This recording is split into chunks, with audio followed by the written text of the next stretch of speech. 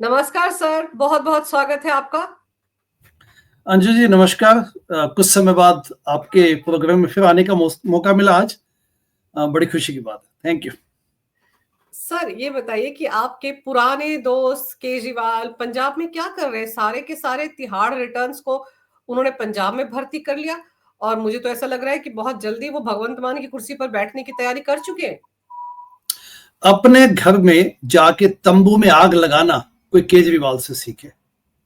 इतने स्वार्थी, इतने पद लोलुप, सत्ता की लालसा कि जो आम आदमी पार्टी इन्होंने बनाई, वैसे तो ये आम आदमी पार्टी एक अपवाद के रूप में बनाई गई थी, जिसको कहते हैं कि म्यूटेशन थी इंडियन पॉलिटिक्स में, कि व्यवस्था परिवर्तन के नाम पे धोखा हुआ।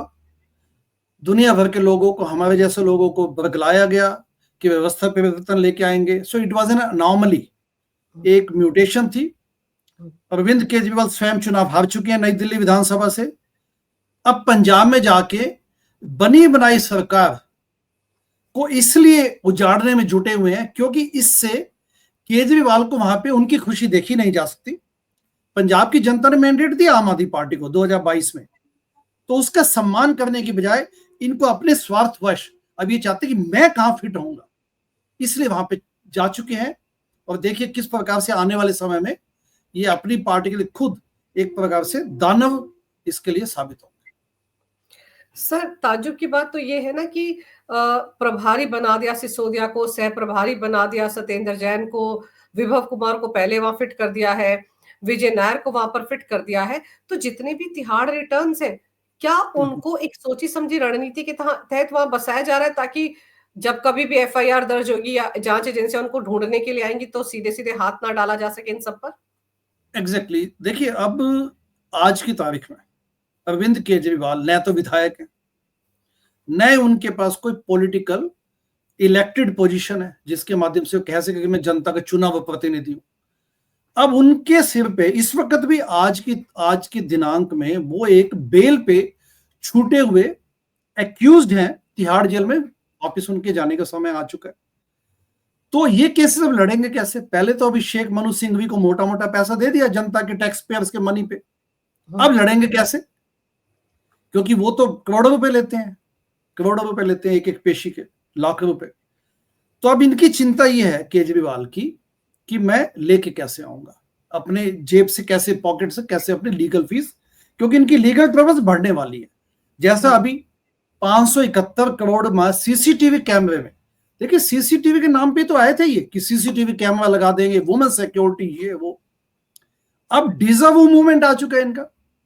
डिजर्व मूवमेंट ये है कि अब इनको पुरानी जो जिस बातों पे इन्होंने हाइप क्रिएट की थी, अब उसी में सत्येंद्र जैन पे आरोप है कि उन्होंने 7 करोड़ रिश्वत ली भारत इलेक्ट्रॉनिक्स लिमिटेड से, क्योंकि उन्होंने कुछ डिले किया तो उसमें उनपे पेनल्टी लगाई गई। तो उन्होंने कहा साहब, आप मंत्री होने के नाते इनको, सत्येंद्र जैन जी को बोला कि आप पैसे ले लीजिए और उसको वेव ऑफ कर दीजिए उस पेनल्टी को।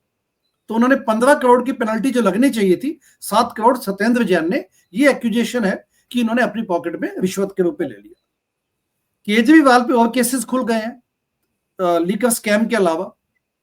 2000 करोड़ का इन्होंने पार्टी, मतलब गवर्नमेंट के फंड को अपनी पार्टी के प्रमोशन में लगाया। आपको पता है कि बिल बोर्ड की सरकार थी एक स्टेज पे। तो उसी प्रकार से अब इन पे और केसेस खुलने लगे। अब इनको ये चिंता है कि हम पंजाब में जाके, जैसा आपने कहा, ठीक, आपने बिल्कुल ठीक रेफरेंस दिया कि पंजाब में अगर किसी न किसी ढंग से कुछ ऐसे पद प्राप्तियां कर लेते हैं, आज की तारीख में तो पंजाब में ही है, दिल्ली से तो इनका वो भी बिस्तर गोल हो चुका है। ठीक है, आतिशी मावलीना भी हार जानी चाहिए थी, लेकिन चलिए कोई बात नहीं। अब इनको चिंता ये है, लेकिन बड़ी मुद्दा ये है कि क्या पंजाब की जनता के साथ खिलवाड़ नहीं है? पंजाब की जनता ने तो मैंडेट दिया था भगवंत मान को। बिल्कुल। पंजाब की अपनी एक आत्मीयता है, पंजाब की अपनी एक कल्चर है, आइडेंटिटी है, पंजाबियत है। वो किसी नॉन सिख को सीएम क्यों मानेंगे? केजरीवाल इस चक्कर में कि या तो खुद सीएम बन जाए या राज्यसभा से एंट्री कर जाए, मतलब जो भी इनका टाका फिट बैठ जाए, ये उस उधेड़बुन में लगे। आप ये बताइए कि जो व्यवस्था परिवर्तन की बातें करते थे, चप्पलों में घूमते थे, ब्लू शर्ट उल्टे सीधे बटन लगा के घूमते थे, कहते गाड़ी नहीं लूंगा, बंगला नहीं लूंगा। अब विपसना के नाम पे उन्होंने वीआईपी आसन में कन्वर्ट कर दिया, मजाक बना दिया। दुनिया भर का सिक्योरिटी बंदोबस्त उनके वहां पे होशियारपुर में था अभी हाल ही में। तो क्या एग्जाम्पल ये पॉलिटिक्स में यहाँ पे इस वक्त लोगों के सामने डेमोन्स्ट्रेट करना चाहते हैं। तो पहली बात तो ये कि अपने आप को बचाने के चक्कर में। दूसरा इनको ये है कि भगवंत मान इनको सुहानी रहा इनको एज ए सीएम, क्योंकि केजरीवाल, क्योंकि आपने देखा होगा अभी थोड़े दिन पहले एक फंक्शन में केजरीवाल पंजाब में आगे चल रहे हैं और स्टेट का मुख्यमंत्री पीछे चल रहा है उनके। तो ये इससे ये भी शो करना चाहते हैं कि मैं भगवंत मान तेरे से ऊपर हूं मैं, जबकि इनको ये कहना चाहिए। और सर वहां पर उस वीडियो पर आप ध्यान से देखें तो वो जितने अधिकारी हैं वो भी ब्रीफ कर रहे हैं उस बारे में केजरीवाल को, कोई भगवंत मान की तरफ देख ही नहीं रहा था। तो यहाँ सुपरमेसी की लड़ाई है, सुपरमेसी की लड़ाई है। जबकि इनको ये कहना चाहिए कि भगवंत मान आप जनता के चुने हुए प्रतिनिधि, जनता ने आपको मैंडेट दिया, भले मैं पार्टी का कन्वीनर हूं। वैसे तो पार्टी का कन्वीनर इनको होना ही नहीं चाहिए इस वक्त, क्योंकि ये पार्टी का कानून था। आम आदमी पार्टी के कॉन्स्टिट्यूशन में लिखा था कि एक व्यक्ति 2 टर्म से ज्यादा पद पे बैठ नहीं सकता। तो इनको टर्म लिमिट्स के तहत इस्तीफा त्यागपत्र देके किसी नए लीडर को लाना चाहिए था, या इस हार के बाद नई दिल्ली से जिस प्रकार से इनकी हार हुई है इसके बाद इनको इस्तीफा देना चाहिए था नैतिकता पे। बट एनीवे पंजाब में ये अपनी सुपरमेसी में लगे हुए। तो पंजाब के मैंडेट को ये वहां पे काइंड ऑफ दिखाना चाहते हैं कि नो, मैं आई एम द बॉस। तो आप देखेंगे कि सारी जो इनकी राजनीति है, स्वार्थ, लोलुपता, पद, सत्ता, इसी पे आधारित है, न कि जनता की सेवा करने के लिए। और पंजाब में वैसे भी पिछले 3 सालों में इन्होंने काम नहीं किए। आप ये मत सोचिए, मतलब आपके दर्शकों को मैं कहना चाहता हूं, वो ये मत समझें कि पंजाब में सब कुछ बल्ले बल्ले है। पंजाब में पिछले 3 सालों में प्रशासनिक दृष्टिकोण से जो विफलताएं पंजाब को मिली हैं, देखिए वहां पे किसानों की समस्याएं ले लीजिए, भ्रष्टाचार के मुद्दे ले लीजिए, किसी भी प्रकार से इंफ्रास्ट्रक्चर या सिविक कम्युनिटीज के जो मुद्दे हैं, ये आम आदमी पार्टी के गवर्नमेंट में बिल्कुल वैसे ही है जैसे पहले के गवर्नमेंट्स थी। जबकि पंजाब की जनता ने 2022 में सोचा कि चलो ये एक नई पार्टी है, कुछ नया करके दिखाएंगे। जी लेकिन सर अभी जो खबर आई है जैसे कि वो जो खालिस्तानी आतंकवादी है, सांसद तो भले ही बन गया है, अमृतपाल सिंह डिब्रूगढ़ जेल में, उसके 7 साथियों को पंजाब ले आई है पंजाब पुलिस, उनके ऊपर से एनएसए भी हटा लिया गया है। सर ये इस बात को दर्शाता है कि 1-2 दिन या अगले हफ्ते तक एनएसए अमृतपाल सिंह के ऊपर से भी हटा देगी भगवंत मान सरकार। ये किस स्ट्रेटेजी के तहत हो रहा होगा सर? क्या हो सकता है इसके पीछे का खेल? क्या खालिस्तानियों के साथ फिर से कोई सांठगांठ या कोई नई खिचड़ी पका रही है आम आदमी पार्टी? यदि हम आम आदमी पार्टी के बैकग्राउंड में जाएं तो ये बड़ा स्पष्ट है कि आम आदमी पार्टी ने खालिस्तानी समर्थन लेने से कभी हिचकिचाहट नहीं की। 2015 में ये दिल्ली में एक मैसिव प्रचंड बहुमत के माध्यम से दिल्ली में सत्ता में आए, और तभी से मैं 2015 में मैं आम आदमी पार्टी में था। मैं उस वक्त दिल्ली के मुख्यमंत्री, जो बाद में शीश महल कन्वर्ट कर दिया गया, मुझे तो सौभाग्य या दुर्भाग्य नहीं मिला उस शीश महल में जाने का, लेकिन मैं उस वाली कोठी में, सरकारी कोठी में खूब बैठा हूं, मीटिंग्स में बैठा हूं। दुर्गेश पाठक, आशुतोष, संजय सिंह, ऑफ कोर्स अरविंद केजरीवाल, मनीष सिसोदिया, ये सब वहां बैठ के हम प्लान करते थे। मैं 2015 मार्च अप्रैल की बातें बता रहा हूं। तब दुर्गेश को भेज दिया गया पंजाब की, आप जाओ और वहां पे आकलन करके आओ कि 2017 में हमने अब पंजाब में भी आना है। और इधर आशुतोष, संजय सिंह ये करने लगे एनआरआई टूरिज्म, ये कनाडा की तरफ जाने लग गए, क्योंकि कनाडा में सिख बहुमत पंजाबी बैकग्राउंड के काफी लोग हैं वहां। तो वहां से उनको लगता था कि शायद अब आम आदमी पार्टी जो दिल्ली में आई है, ये शायद एक बहुत बड़ा एक बदलाव लेके आएगी। अच्छा, पंजाब में आप समझ सकते कि अकाली दल लगातार, कांग्रेस, अकाली दल कि जो पिछले 20-30 सालों का एक राज्य था जिसमें प्रशासन था जो भ्रष्टाचार से परिपूर्ण था, तो लोगों को बदलाव चाहिए था। तो ये लोग वहां जाने लगे, तो कनाडा से खालिस्तानी समर्थन इनको मिलने लग गया, और इनको अपने स्वार्थ की वजह से इन्होंने उसको बिल्कुल भी नजरअंदाज नहीं किया। 2014 में जब आम आदमी पार्टी के मुखिया अरविंद केजरीवाल पार्टी बनने के बाद पहली बार न्यूयॉर्क आए, यूएसए आए, तब मैं उस ट्रेवल का, उनकी यात्रा का मैं ऑर्गेनाइजर भी था, क्योंकि मैं एनआरआई सेल में था एज ए प्रोमिनेंट। हम लोगों ने वहां पे उनकी पूरे अरेंजमेंट्स किए 2014 में। 2014 में दिल्ली के चुनाव लगभग कुछ हफ्ते बाद होने थे 2015 में। तो केजरीवाल पहली बार आए अपने एक दो दोस्तों के साथ, वो रिचमंड हिल न्यूयॉर्क में सबसे पहले हम लोग गए। वहां पे कुछ मीटिंग्स हुई, लेकिन एक मीटिंग बंद कमरे में हुई जिसमें पन्नून थे। मुझे पता नहीं है इस बात का क्योंकि मैं उस मीटिंग में नहीं था, बाकी मीटिंग्स में मैं था। लेकिन बाद में जब समझ आया, जब पन्नून ने कहा कि मैंने 1.16 मिलियन डॉलर्स आम आदमी पार्टी को फंडिंग दिया, तो वो सब खुलासा भी अब देखिए ना। अब तो यदि आप trajectory, if you connect the dots, तो आप पाएंगे अंजू जी कि इन्होंने लगातार खालिस्तानी समर्थन का इन्होंने लिया, कभी हिचकिचाहट नहीं की।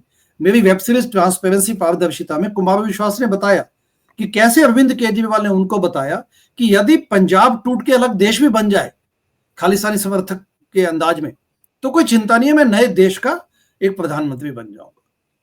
तो अब जो ये क्वेश्चन उठता है कि क्या भगवंत मान आम आदमी पार्टी की गवर्नमेंट खालिस्तानी समर्थकों को, या जैसे अमृतपाल सिंह को एनएसए का हटा दिया जो इन पे, उसके पीछे कहानी इनकी ये कि अब ये अपना सब कुछ खो चुके हैं दिल्ली में। तो अब इनको पंजाब में इनकी बेसब्री, इनकी बेचैनी बढ़ती जा रही है।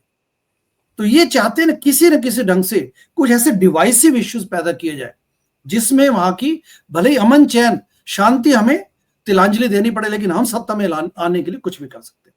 तो मैं इसको इस दृष्टिकोण से देखता हूँ। क्योंकि सर जब बड़ा गुस्से में आ गया था पन्नू, तो उसने एक वीडियो बनाकर खुलासा किया था कि कैसे हमने 16 मिलियन डॉलर इनको दिए हैं। तब तो वो उस खालिस्तानी एक और आतंकवादी था जिसने 1993 में बम धमाका किया था यूथ कांग्रेस के दफ्तर के बाहर, जिसमें एमएस बिट्टा भी जख्मी हो गए थे। तो भुल्लर, प्रोफेसर भुल्लर, उसकी रिहाई की मांग की थी खालिस्तानियों ने, पन्नू ने भी, जिसके एवज में भी पैसा दिया गया था अरविंद केजरीवाल को। वो तो रिहा नहीं हुआ। लेकिन आपको लगता है कि अमृतपाल को लेकर कोई नई सिरे से बात बनी? क्योंकि अमृतपाल को बचाया भी गया था 40 दिन तक, तो वो छिपा रहा था पंजाब के अंदर ही, तब वो पकड़ में भी नहीं आया था। पकड़ में आने के बाद उसको वहां भेजा गया। तो अब अगर उस पर से एनएसए हटाया जा रहा है सर, तो अचानक तो ये फैसला नहीं लिया होगा ना भगवंत मान ने या उनकी सरकार ने? कहीं ना कहीं माथापच्ची हुई होगी, कहीं ना कहीं वो डील तो हुई है। बिल्कुल, आप ये देखिए ना, जो अरविंद केजरीवाल ये मंसूबे पाले बैठा था कि मैं खालिस्तानी समर्थन से पंजाब के टुकड़े करके भले एक नया देश बना दूं, लेकिन मैं प्रधानमंत्री बन जाऊंगा यदि मैं सीएम नहीं बन पाया। तो आप ये समझ सकते हैं, क्योंकि Punjab is a border state, sensitive इलाका है, पाकिस्तान दुश्मन देश है अपने लिए। वो लगातार वो इस फिराक में रहता है कि किसी न किसी प्रकार से अशांति फैलाई जाए। ड्रग्स की प्रॉब्लम्स देखिए कितनी बड़ी है वहां पे। जिन ड्रग्स के प्रॉब्लम्स को उठा के उड़ता पंजाब के नाम पे मजीठिया को बदनाम किया गया, तो पिछले 3 सालों में देखिए पंजाब की समस्या में जो की त्यों बनी हुई है, ड्रग्स केस को लेकर, ड्रग्स के प्रॉब्लम को लेकर, एडिक्शन इश्यूज को लेकर। वहां यूथ खाली बैठा है, बेरोजगार बैठा है, plus they are fleeing Canada, UK, USA जाने की तैयारी में। तो इन सब समस्याओं को देखेंगे तो आप ये पाएंगे कि अल्टीमेटली अरविंद केजरीवाल अनार्किस्ट होने के नाते किसी भी सिचुएशन तक जाके वहां पे किसी न किसी प्रकार से अशांति फैला के अपनी रोटियां सेकने के चक्कर में कुछ भी कर सकता है। लेकिन ये ध्यान देने वाली बात यह है कि पंजाब में जो नई पॉलिटिकल इक्वेशंस आएंगी, भगवंत मान की सरकार को खुद न केवल बाहरी तत्वों से चिंता होनी चाहिए, उनको अपने घर में, जैसा मैंने शुरू में कहा कि अरविंद केजरीवाल भी वहां पे फिराक लगाए बैठा है कि मैं यहाँ पे डिस्प्लेस कर दूं इनको, भले भगवंत मान की गवर्नमेंट जाए लेकिन मेरी रोटियां सेकने को मुझे मिल जाए। तो यदि, और मैं तो ये चाहता हूं अन्ना आंदोलन के एक पुराने सिपाही होने के नाते, इंडिया अगेंस्ट करप्शन के नाते, हम लोग जो एक जिद के साथ आए थे कि भ्रष्टाचार मुक्त भारत बनाएंगे। आज शहीदी दिवस है 23 मार्च। क्या सुखदेव सिंह, भगत सिंह, राजगुरु ने इसलिए शहादत दी थी कि हम भारत में इस प्रकार की ब्लेम गेम की, अनार्किस्ट की राजनीति देखें? भ्रष्टाचार का मुद्दा हमेशा बना रहता है अपने देश में। तो इन चीजों को, तथ्य को ध्यान में रखते हुए मैं सिर्फ ये विनम्र निवेदन करना चाहता हूं आपके चैनल के माध्यम से कि आम आदमी पार्टी भले दिल्ली में डिफीट हो गई हो, लेकिन हमारा यज्ञ तब पूरा होगा जब आम आदमी पार्टी इतिहास के पन्नों में हटा दी जाएगी, इसको डिसमेंटल किया जाए।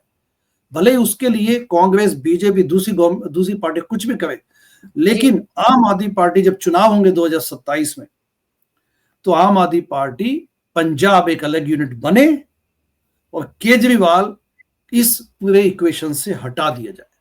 हम तो इस लेवल तक जाने को तैयार है, क्योंकि हमें लगता है कि अल्टीमेटली जो देश के साथ धोखा किया केजरीवाल ने, उसके लिए इसको बहुत बड़ी सजा मिलनी चाहिए। लेकिन सर भगवंत मान को क्या समझ में नहीं आ रहा होगा कि क्या खेल उसके साथ खेला जा रहा है? भगवंत मान के भी तो अपने सपोर्टर्स होंगे, अपने विधायक होंगे जो उनको सपोर्ट करते होंगे। तो भगवंत मान क्या चुपचाप तरीके से 2027 तक ये सब तमाशा देखते रहेंगे? स्पेशल एडवाइजर बनकर विभव कुमार आ गया, सुना है कि सारे के सारे मंत्री नेता उसको रिपोर्ट करते हैं। तो भगवंत मान में भी तो रीढ़ की हड्डी होगी, उनको भी तो समझ में आ रहा होगा। कहीं ना कहीं तो अपना स्टैंड उनको लेना चाहिए। It's high time for him also. ये बड़ी चिंता की बात है कि भगवंत मान क्यों एक्ट अपॉन कर नहीं पा रहे। देखिए, अभी कुछ महीने पहले पंजाब में राघव चड्ढा को भेज दिया गया, वहां बैठा दिया गया। विभव कुमार पंजाब की सरकार के बीच में जाके उसके मंत्रालय में बैठा दिया गया। ये ओडेसिटी है। मतलब इस लेवल तक। पहले तो भगवंत मान पिछले 2-3 सालों में उन्होंने पूरा सिक्योरिटी बंदोबस्त केजरीवाल को दे दिया। केजरीवाल को जहां भी घूमने जाना होता था, कहते चल मेरे साथ। तो ये स्पाइनलेसनेस है। इसके अलावा किस ढंग से आप जस्टिफाई करेंगे, समझ नहीं आता।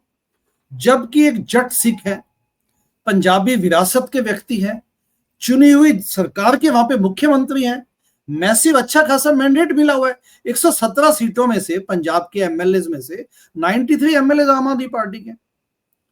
लेकिन समझ नहीं आता। एक बात मुझे समझ आती है कि इनको जो शराब की लत है भगवंत मान को, ये शायद इनको इतना बेबस बना देती है। अदरवाइज कोई पॉलिटिकल रीजन नहीं है समझने के लिए कि क्यों इतना स्पाइनलेसनेस है उनमें, या कितना ये बिल्कुल नतमस्तक हो कि केजरीवाल की हर बात को मानने को क्यों तैयार है, समझ नहीं आता। सर लगता है आपको कि सर आपको लगता है कि जैसे जैसे अरविंद केजरीवाल पंजाब में अपनी दखलंदाजी को बढ़ाते चले जाएंगे, अब तो सिसोदिया भी प्रभारी होने के नाते पता नहीं क्या क्या डिक्टेट करेंगे, सत्येंद्र जैन भी डिक्टेशन स्टार्ट कर देंगे।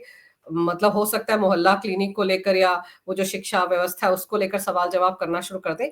आपको लगता है पंजाब में आम आदमी पार्टी में टूट हो सकती है, दो टुकड़े हो सकते हैं, एक तबका वो जो भगवंत मान के साथ खड़ा हो, ऐसा कुछ आसार दिखते हैं आपको?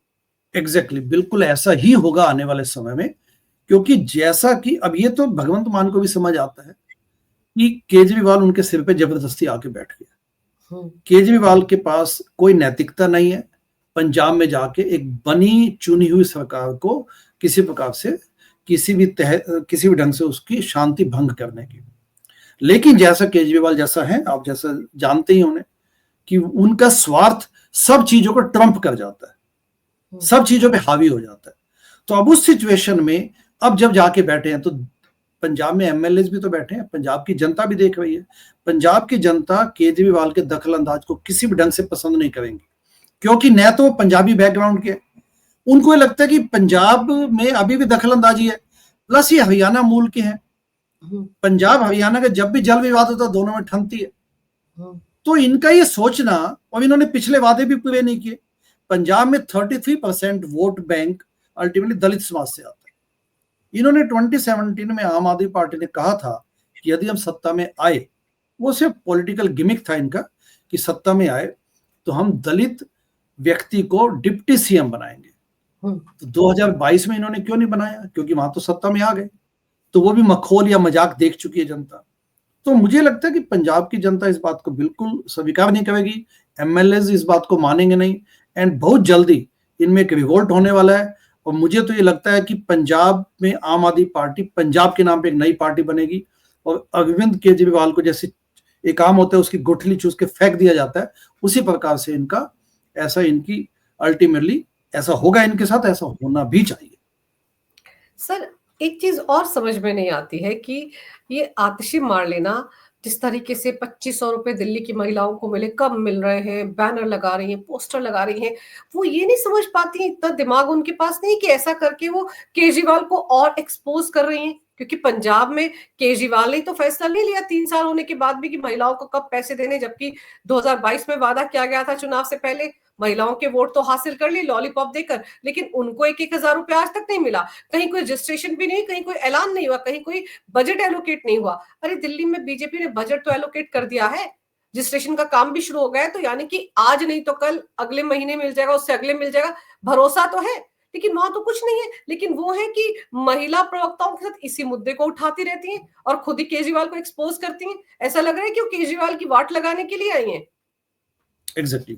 जब जीती आतिशी कालका जी विधानसभा से जीती, तो जिस प्रकार से उन्होंने डांस किया, नाच किया, तमाशा किया, जबकि उनके गैंग के मुखिया, मैं तो आम आदमी पार्टी को गैंग कहता हूं, आम आदमी पार्टी के गैंग के मुखिया नई दिल्ली विधानसभा से he was trailing, he was in the process of being defeated.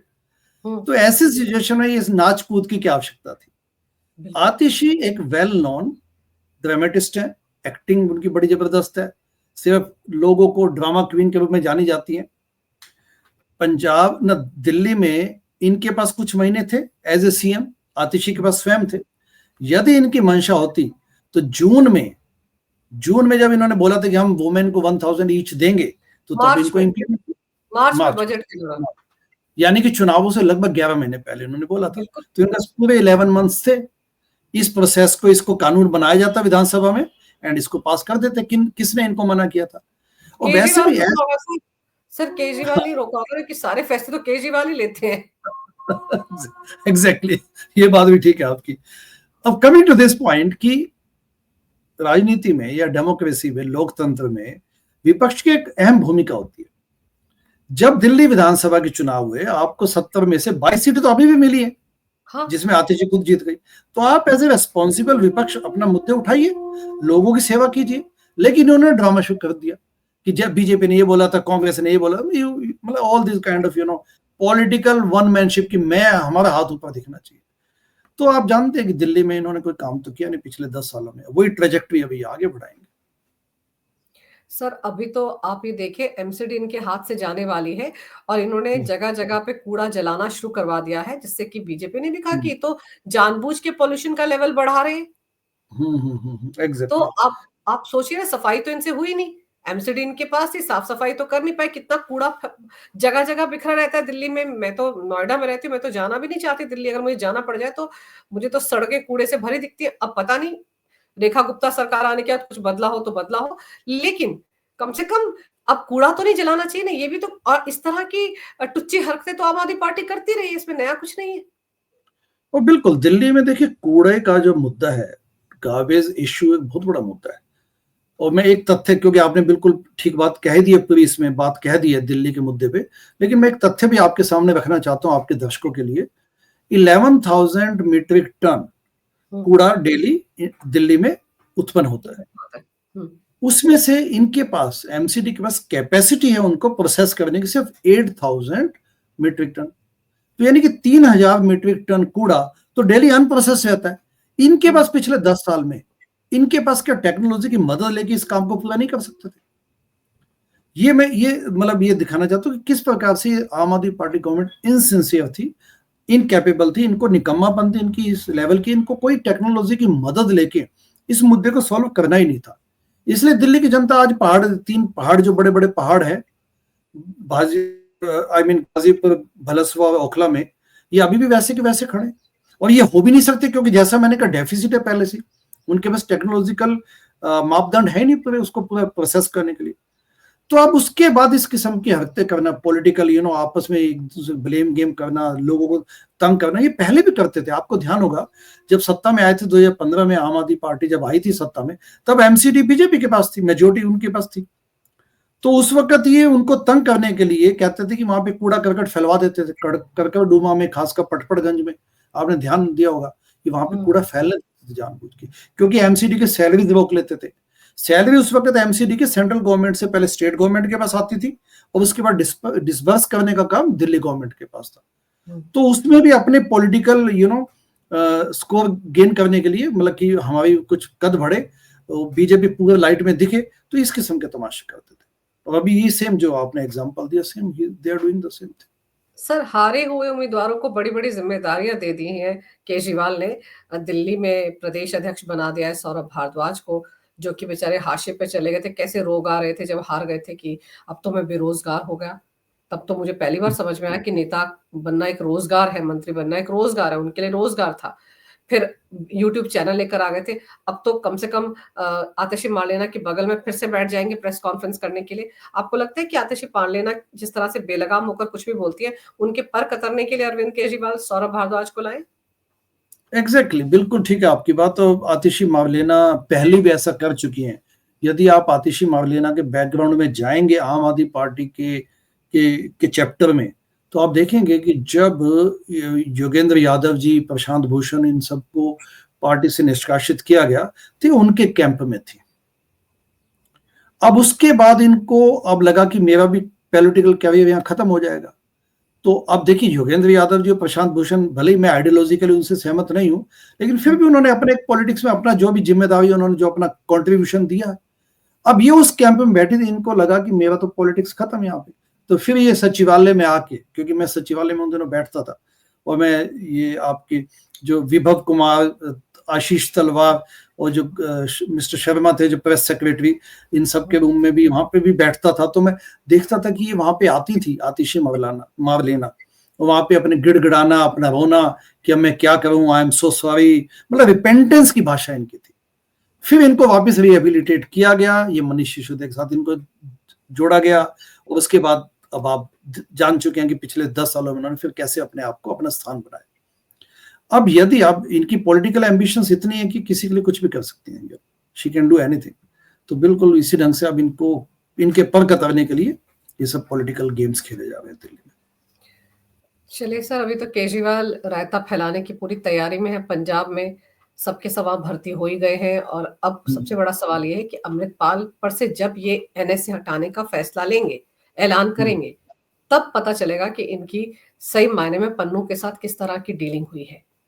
अब उनके साथियों पर से तो एनएसए हटा लिया है, लेकिन ये तो तय है कि ये 2027 का विधानसभा चुनाव किसी भी हाल में जीतना चाहते हैं। तो क्या उस जीत को सुनिश्चित करने के लिए ये फिर से खालिस्तानियों की शरण में चले गए हैं? सबसे बड़ा सवाल तो ये है। सर, आपने इस विषय पर बहुत ही महत्वपूर्ण जानकारी मेरे दर्शकों को दी, मेरे लिए समय निकाला। आपका बहुत बहुत धन्यवाद। नमस्कार। थैंक्स संजू जी, नमस्ते।